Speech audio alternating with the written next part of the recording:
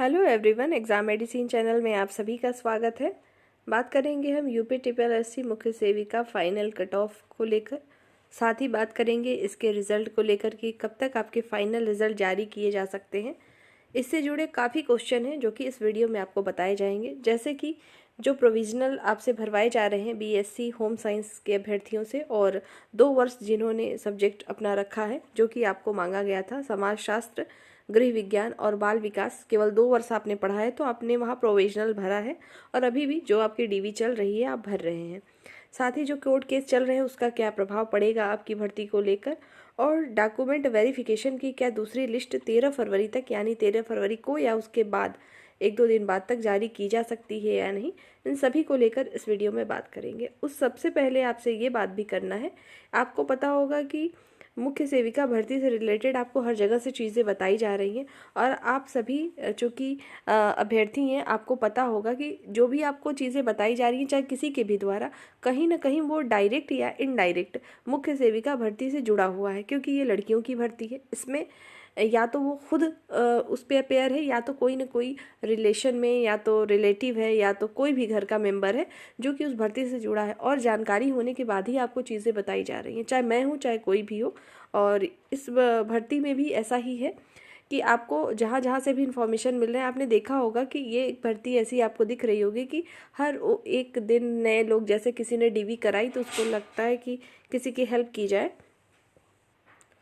तो वो अपना जो भी रिव्यू होता है वो आके आपको सभी बहनों को बता देती हैं ताकि आपकी हेल्प हो पाए। तो उसी के तहत इसमें कुछ चीज़ें आपको मैं भी बता रही हूँ। मैंने इससे रिलेटेड जब से आपकी ये भर्ती आई थी फर्स्ट टाइम से, तब से जब जब ज़रूरत हुई है तब तब आपको वीडियो मिलती आई है, केवल तभी मिली है जब की ज़रूरत होती है। इस समय बहुत सारे क्वेश्चन आप सभी के आ गए हैं।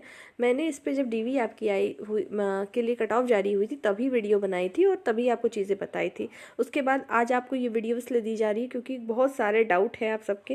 मुझे लगता है शायद इसमें बताने के बाद आपकी कन्फ्यूज़न दूर हो सके और आपको थोड़ा सा धैर्य मिल पाए कि हाँ आप ठीक है, ट्रैक आपका सही है, आप फाइनल तक जा सकते हैं नहीं जा सकते हैं, इन सब के बारे में भी इसमें बात करेंगे। मेरे बताने के बाद भी अगर आपकी कोई क्वेरी रह जाती है तो आप पूछ सकती हैं कमेंट सेक्शन के माध्यम से, आपको बता दिया जाएगा, ठीक है। और एक बात और है कि क्या होता है कि जैसे कोई भी आपको कुछ बताता है तो वो इंसान अपने अनुसार चीज़ों को जो है वो बताता, ज़रूरी नहीं है कि आपके मुताबिक ही एकदम 100% सही हो, ठीक है। फिर भी आइए देखते हैं, चीज़ों को समझते चलते हैं।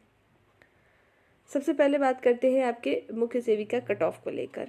तो देखिए आपकी कट ऑफ क्या जा सकती है, मैंने पहले भी बताया था, आज फिर से बता ही देती हूँ कि क्या होना है। और मुख्य सेविका जो फाइनल रिजल्ट है कब तक आ सकता है, तो आपका रिजल्ट जब भी आएगा तो ये आपका मार्च एंड मतलब लास्ट, मतलब आप ये मान सकते हैं कि 21 मार्च के बाद ही आएगा, या तो अप्रैल के फर्स्ट वीक में, उससे पहले कोई संभावना नहीं है रिजल्ट आने की। ऐसा मैं क्यों बता रही हूँ, आपको भी पता होगा कि 13 फरवरी तक तो आपकी डीवी ही चल रही है, जो अभी लिस्ट जारी हुई है। उसके बाद जो लिस्ट जारी होगी उसकी डीवी चलेगी तो और समय लग सकता है।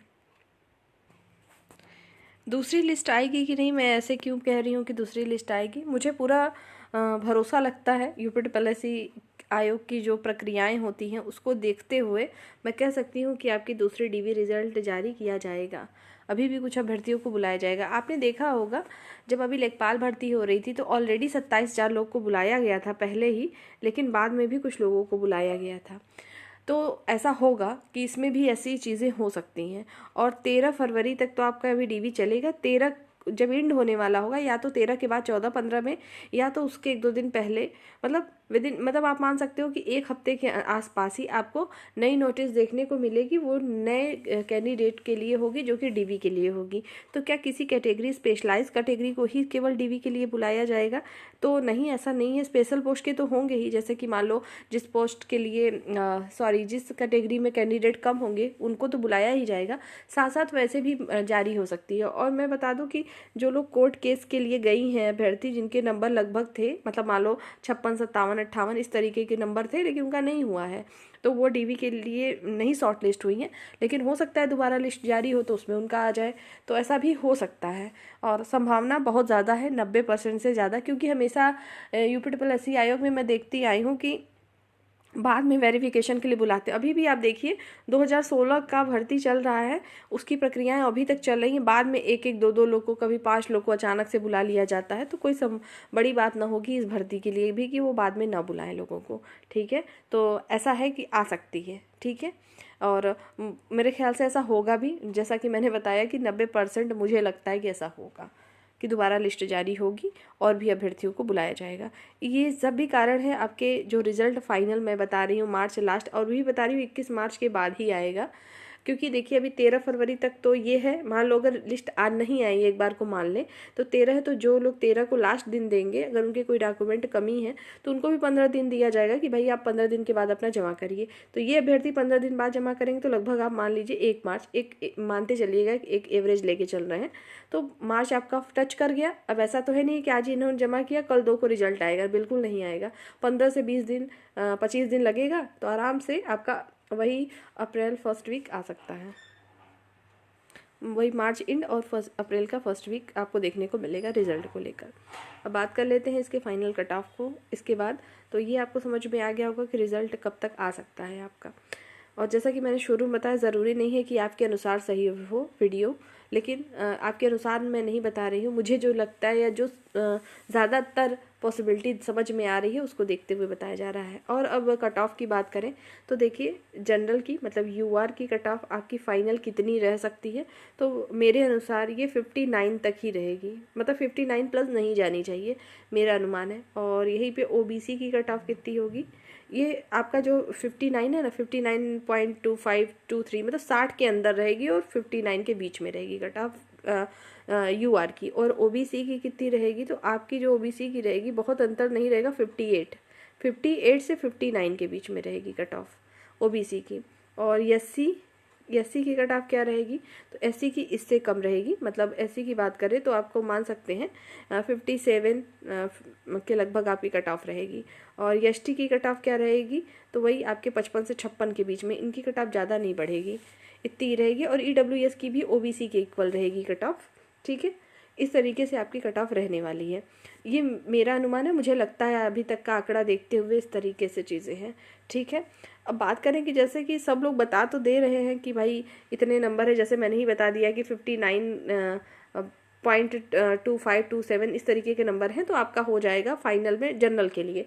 तो समस्या यहाँ पर first shift candidate second shift की कैंडिडेट को ये आ रहा है कि मान लीजिए ऐसे अभ्यर्थी, जैसे मान लीजिए किसी का 53 है, ठीक है, 53 था उनके अनुसार सेकेंड शिफ्ट का, ठीक है, सेकेंड शिफ्ट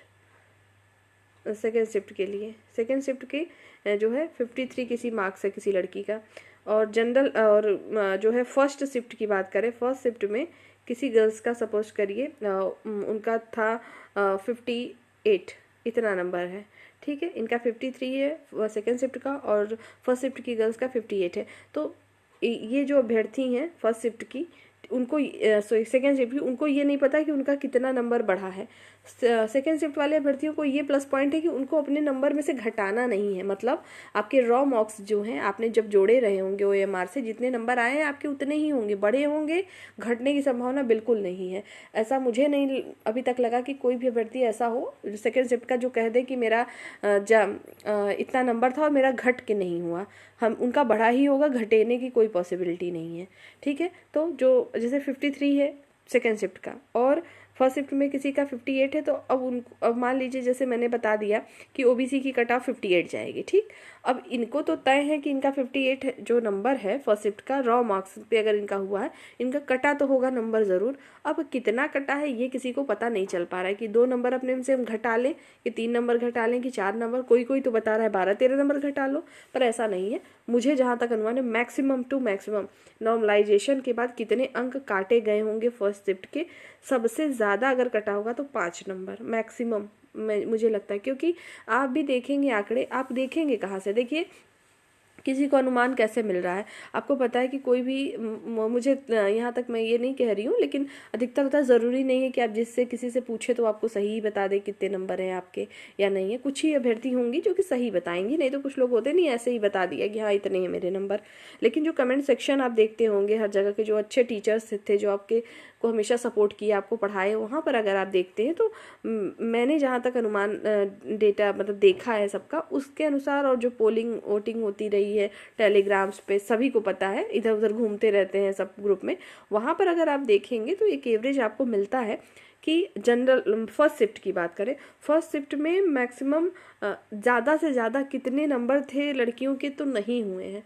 तो हमने देखा है कि 58 तक भी लड़की के नंबर रहे हैं, तो उसका नहीं हुआ है डीवी के लिए। ये मैं फर्स्ट शिफ्ट की बात बता रही हूँ।